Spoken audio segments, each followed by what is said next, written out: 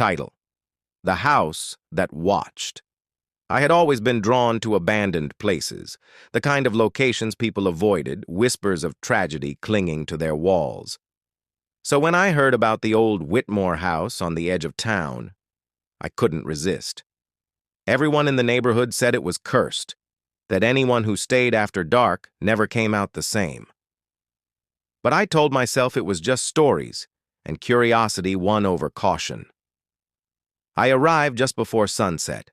The house was enormous, far larger than I expected, its windows black with grime, the front door hanging slightly off its hinges. As I stepped inside, the air was thick, musty, and cold. My flashlight barely cut through the gloom. The floorboards groaned under my weight. Every shadow seemed to move, and every echo of my own footsteps felt like a warning.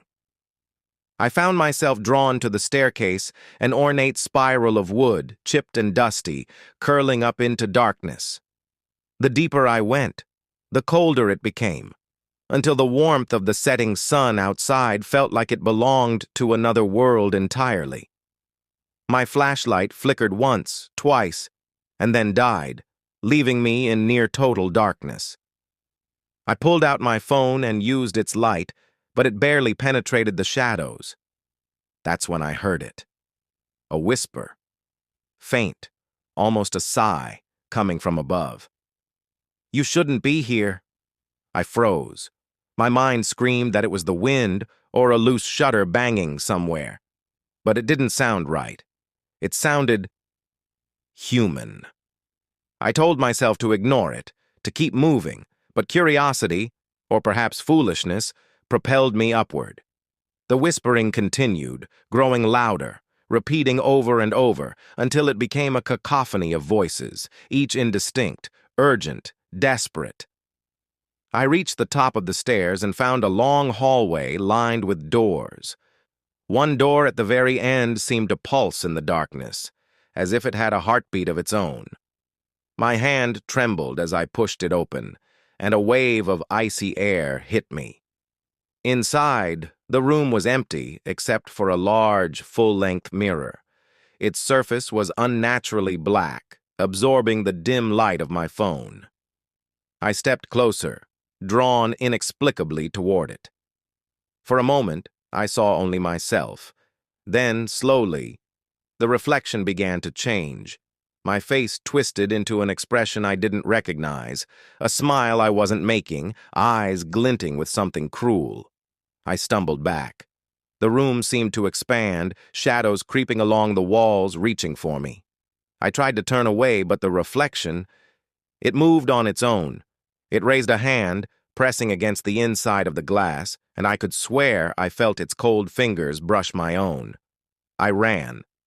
Down the stairs, out of the hallway, but the house was no longer the house I'd entered. Corridors twisted impossibly, doors led to rooms I hadn't seen before. Hallways seemed to stretch endlessly. The whispers followed me, now a constant drone, sometimes urgent, sometimes mocking. I banged on walls, screamed, but my voice was swallowed. Panic took hold, and I realized something terrifying. The house was alive. It was watching me, learning me, closing in. Hours, or was it minutes, passed. I had no sense of time, no way to measure distance.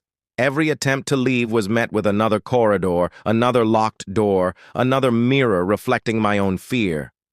And then I saw them, reflections that weren't mine, shadows of people who had come before me, faces twisted in terror, trapped behind glass that stretched like a nightmare. They reached toward me silently, their mouths open in screams I couldn't hear. I realized then the truth.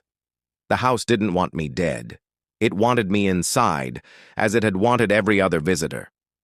The mirrors weren't mirrors at all. They were windows, cages for anyone who dared enter. The whispers were the trapped souls, pleading for release, for someone to warn the next person. And now, I was becoming one of them. I tried to fight it. I smashed at the nearest mirror with my fists. The glass cracked under my weight, but instead of breaking, it rippled like water. A hand shot out and pulled me forward. My body felt heavy, cold and unresponsive. I screamed, thrashing, but the house held me tighter than gravity. My reflection smiled back at me one last time, and then darkness. When I woke, I was inside the mirror, staring out at the room I had come to see. A new visitor was opening the front door, flashlight in hand. The whispers began again, faint, almost apologetic, and I pressed my face against the glass, desperate to warn them. But no sound came out. And so the cycle continues. Every night, the house waits. Every visitor is watched, studied, and eventually claimed. And now, I wait too, behind the glass, a new face in the long line of prisoners. The house is patient. The house always gets what it wants. And tonight, it watches again.